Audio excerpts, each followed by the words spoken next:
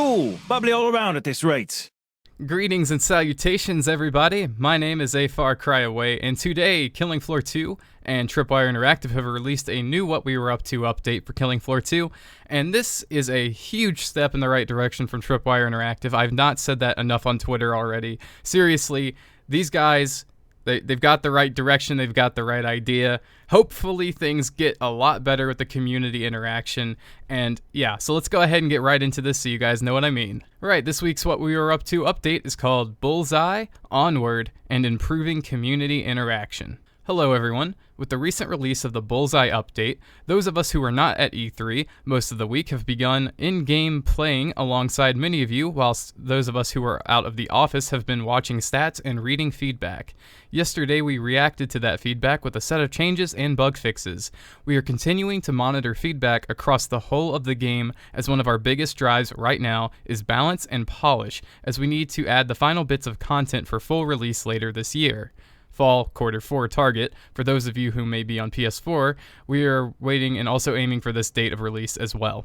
One of the pieces of feedback we've been tracking and reacting to is feedback from players on Resistance and Weakness system. This system was implemented as an experiment to see if it would meet the needs of players who have been looking for and asking for a more diverse perk differentiation. It had partial success in that, but there are those who feel it needs to be tweaked and some who did not like it at all. With yesterday's update, we made major changes to how it worked on lower tier Zeds to make them feel like they did prior to the introduction of the system. We are also looking at some other items that could enhance the overall experience around this request that range from AI behavior to different weak zones for different weapon types.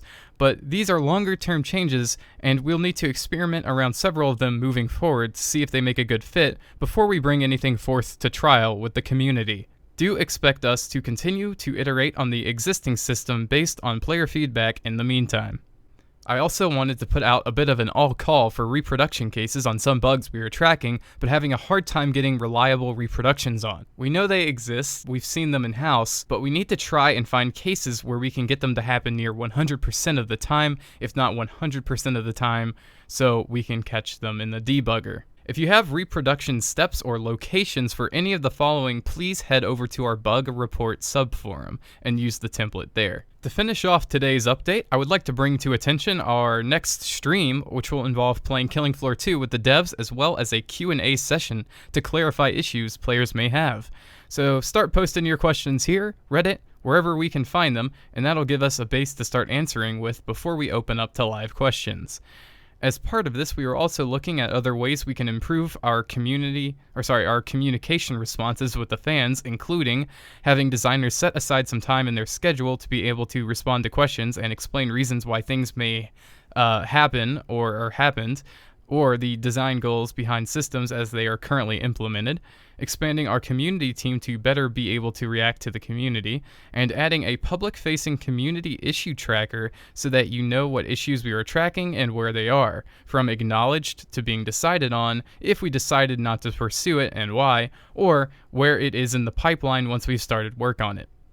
And there you go, everyone. That is this week's What We Were Up To update from Tripwire Interactive, and I have to say I'm very, very pleased to have read this in its entirety for you all because it highlights a lot of things I've had a lot of issues with, including mainly the communication with the community, and hopefully we will get a lot more. I mean, this is exactly what we needed to hear. They're doing 4 separate things to be able to communicate with us better. They're going to stream, they're going to have like individual developers set out time to, talk to the community about things. They're adding the public-facing community issue tracker, which is really interesting because it's going to show you, hopefully, or show us all how these certain issues are, whether they've been acknowledged, being decided on, worked on, pursued, not pursued, why they're not being pursued, and so on and so forth.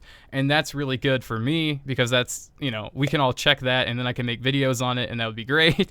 But, it's great for us all because as a community, we really do need to be in the know, especially with a game being an early access game. And here's the thing.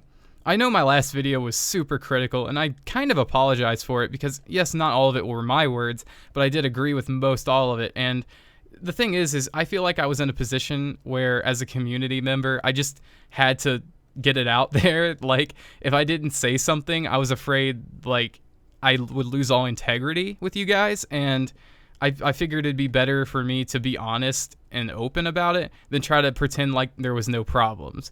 And look, what's happened. Now Tripwire is acknowledging that they need some more community interaction, and things are turning around. So maybe I contributed, maybe I didn't contribute at all, who knows? But here's the thing, things are turning around, hopefully for the better, and it's all because of you guys. So thank you all for staying in this community, staying subscribed to my YouTube channel, and playing Killing Floor 2 with me, and playing with my mods in the game. Like, it really means a lot. So hope you guys enjoyed this video. If you did, leave it a like, and maybe even subscribe for more Killing Floor 2 stuff in the future. So yeah, peace out, everybody. Approach and let us begin!